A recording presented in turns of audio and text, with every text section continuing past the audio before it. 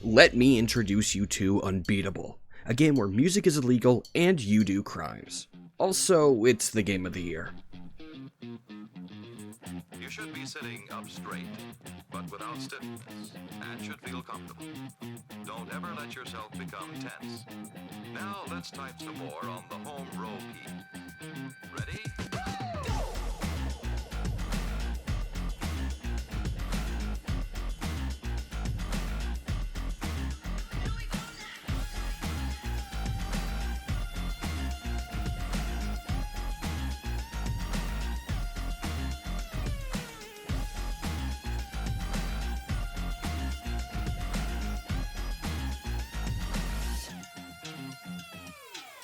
Using proper rhythm, wiggle your fingers and jam the keys.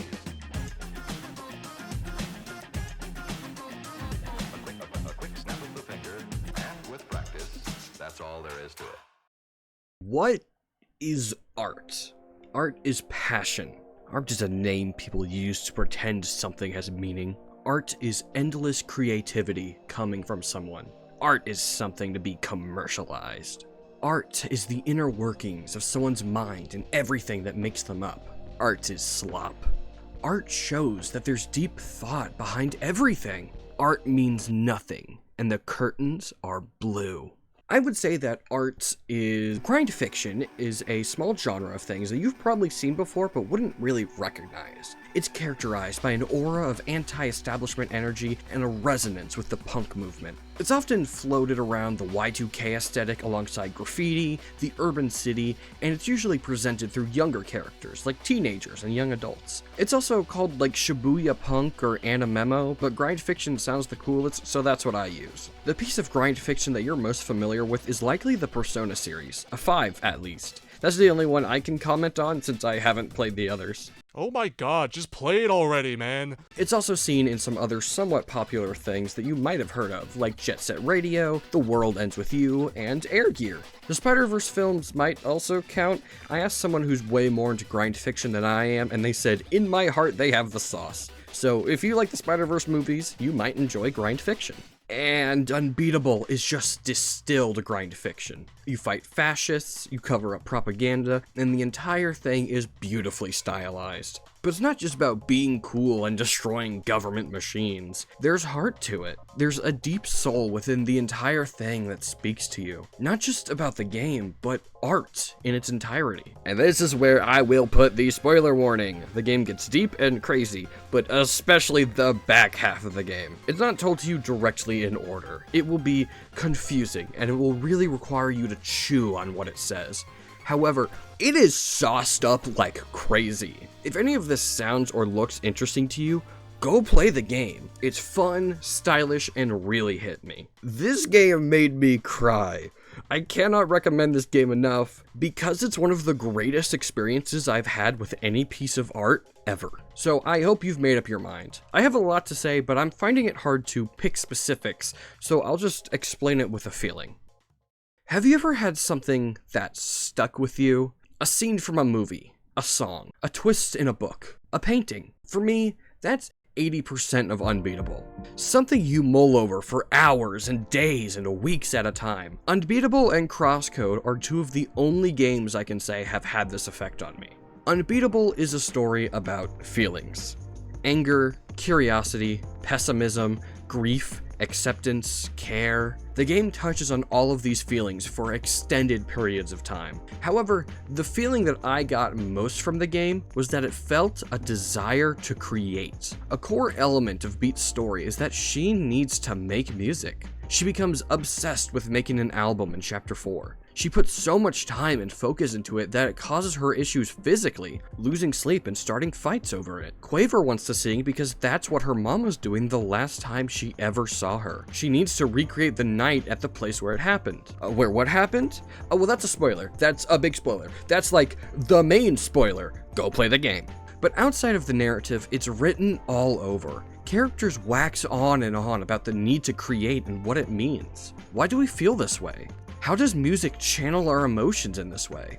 What does it truly mean to make something? The game is so thoughtful when it asks these questions, and it doesn't always give a direct answer. The answer of why you need to create is specific to yourself. I feel a desire to create something, but I can't draw. I can't make music, I can't sing. I'm a mediocre photographer, but I can write something halfway decent. This channel, these videos, this video is a way for me to create something. I'd be a fool if all I did was ask Grok to make something for me. I'd be an idiot if I asked ChatGPT to write my script for me. The way you create and the process is arguably more important than the finished piece. I don't think my Mario Kart 8 track ranking is high art, but I'm mostly proud of how it turned out and the fact I was able to finish such a large project. I learned so much from it. Organizational skills, changing the way I do scripts that works for me, managing my time differently, and trying to not record 32 pages of script in a single sitting. But you would never know that. You only see the finished project. That's how most art is. Unless the creation process is the art itself, you're likely to never know how someone grew from creating it. Unless an artist shares their works in progress, you'll never know how they got from a blank canvas to something beautiful. Unbeatable is in a similar spot. You can only play the finished product. Sure, there are demos and white label out there to play as well as you can watch the old trailers, but you can only play the finished product. But that's the thing, the finished product is about making something. Unbeatable is about the process. Yeah, it mixes it up and it's also a fun adventure and really means a lot by the end. But what stuck with me most about Unbeatable is what the game has to say about creating something. There are two scenes that I think about when thinking about Unbeatable. Talking with Treble on the rooftop and talking with Penny in the studio. They're both such good scenes that ponder us why we need to create anything at all and discussing how we create.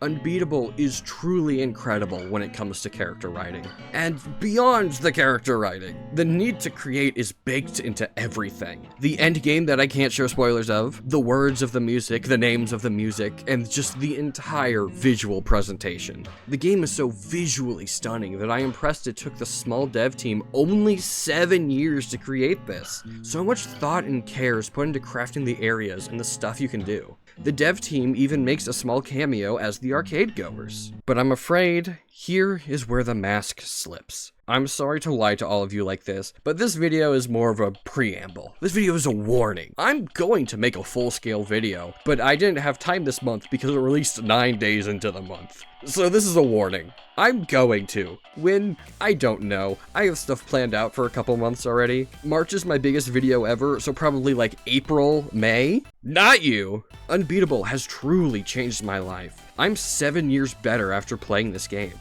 I want you to see the big twists. I want you to be familiar with the game and its characters and world. This entire video is just an excuse for me to tell you to go out there and buy the game. I opened a Google form for this video and it'll be open until I make the next one. The amount of responses I got mentioning how much this game moved them or how much it means for them was astounding. This is genuinely a wonderful piece of art that I'll carry with myself until the day that I die.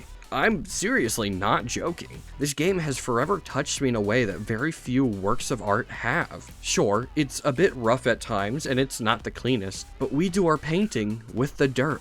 Multiple people, when filling out the form, said that the game feels human. I think that speaks wonders. In a world where artificial intelligence is spitting out nonsense while eating our energy to do so, having something like this is a breath of fresh air. Like, you've seen the gameplay I've been using for this video so far, right? You've heard the music? Yeah, all of the music in this video has been from Unbeatable. This game oozes charm and personality like a freshly washed sponge. Even if the story mode isn't quite your thing, arcade mode is, oh man, it's great. It looks real simple. 2 buttons. Seems easy. Yeah? No, it's not. It gets really scary. But arcade mode might as well be an entirely different game. There's so much content. Not just songs, but playable characters and color palettes as well. There's a ton of challenges to track, and the entire thing feels difficult, but most of it feels fair. And each song is absolutely beautiful. Tons of people mark the music as something that they loved from the game, which is good, I think. It's a rhythm game. However, the songs go way deeper than just good.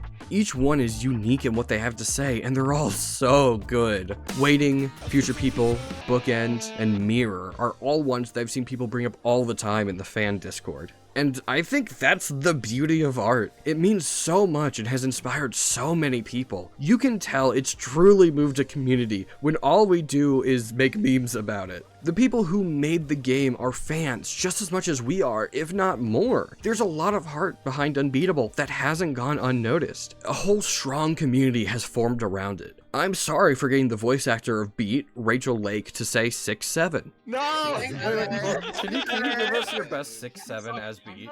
I need complete silence to get into character. Okay. Lock in. 6'7". Banger. I'm sorry for inspiring Cheryl to chart it in-game. 6'7".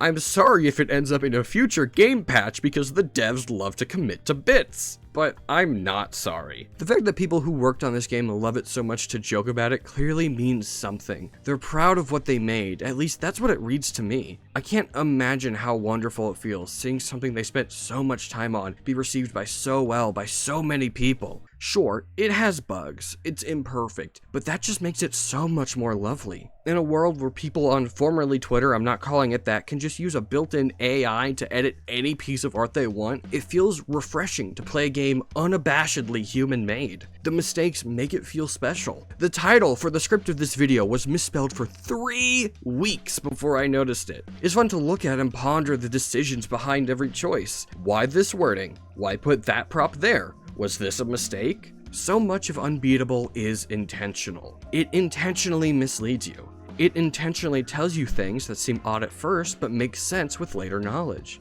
It uses actions just as much as it uses words. It's intentionally cool and fun, but also intentionally slows down to let important moments breathe. Unbeatable is truly the greatest 6 out of 10 game I've ever played. IGN, why did you give the VR guy the indie rhythm game to review?